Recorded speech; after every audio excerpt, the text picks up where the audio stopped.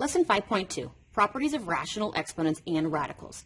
Our essential question today, how do you use properties of exponents?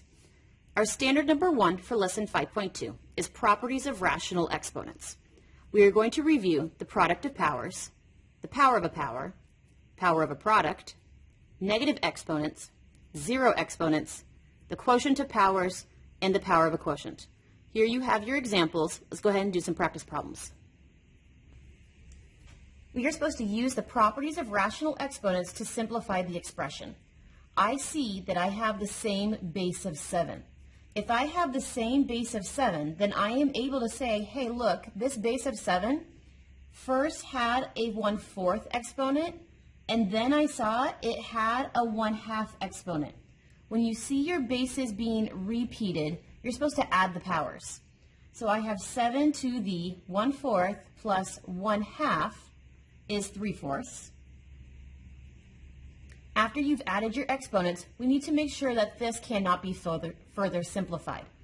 So a fraction and an exponent means you have a radical expression. So here's my radical sign.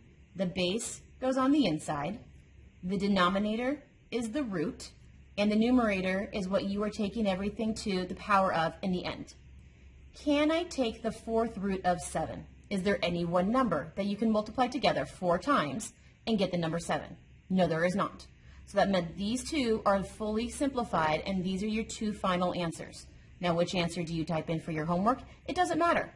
You can either do the fraction exponent or you can do the radical expression. They are the same thing. They are equivalent. Let's go ahead and take a closer look at this one. So the first thing I want to do is I want to see if the inside of the parentheses, can I combine these? Do they have the same base? 6 and a 4 are not the same base, so I cannot combine these. So the next thing I'm going to see is, can I take the exponent, can I raise everybody to it?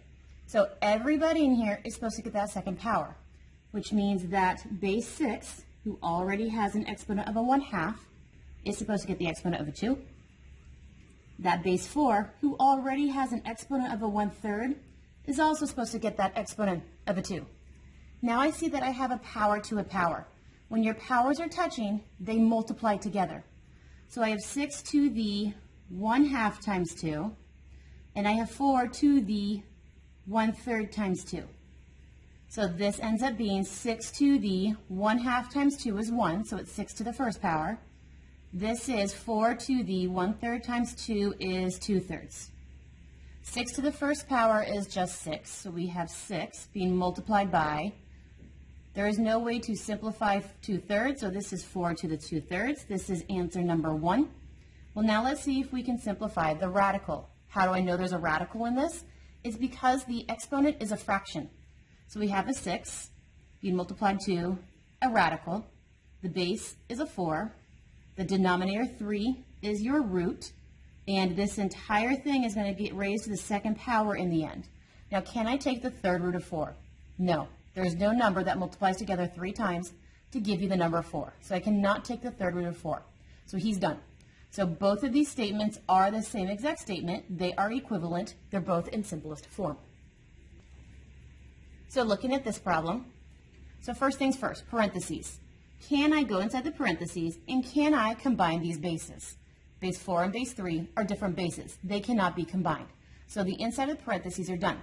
So now we're going to see, can this entire parenthesis be raised to the negative 1/5 power? That meant that the 4 to the 5th is going to get the negative 1/5 power. And that means that 3 that already has the 5th is going to get the negative 1/5 power. So I have 4 to the, when you have power to a power, they're supposed to multiply. So this is 5 times a negative 1/5. This is 3 to the, when they are power to a power, they're supposed to multiply. So this is 5 times negative 1/5. So I have 4 to the negative 1, and I have 3 to the negative 1. Negative exponents mean they're on the wrong side of the fraction. So this entire 4 is on the wrong side and needs to move. This entire 3 is on the wrong side and needs to move. So I have everybody moving to the denominator, 4 to the first power, and now it's 3 to the first power. So my final answer is 1 all over 12. Our next problem, I see that I do have the same bases, but the same bases on the top and the bottom. They're in the numerator and the denominator. So what do I do when the bases are on numerators and denominators?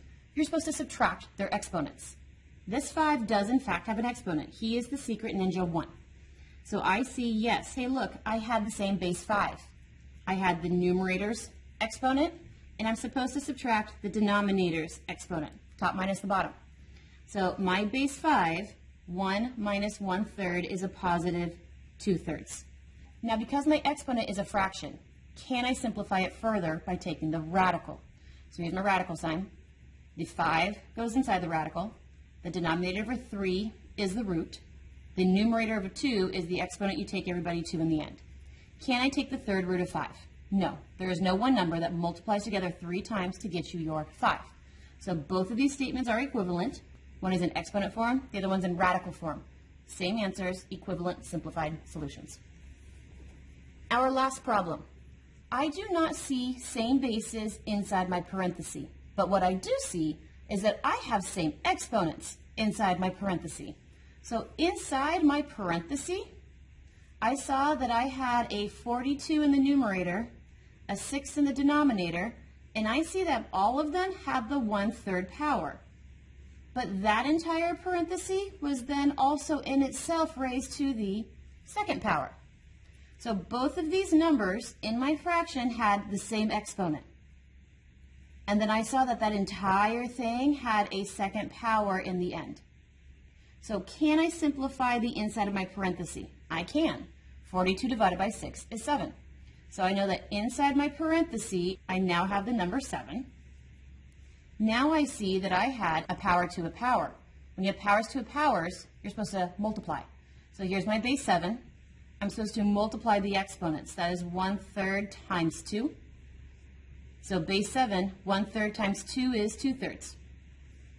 So this is fully simplified, but because the exponent is a fraction, you need to make sure to see if the radical can't simplify. So here's my radical sign. The 7 goes on the inside. The denominator is the root. The numerator is what you are going to raise everybody to in the end. Can I take the third root of 7? No, I cannot. So these are both simplified equivalent statements.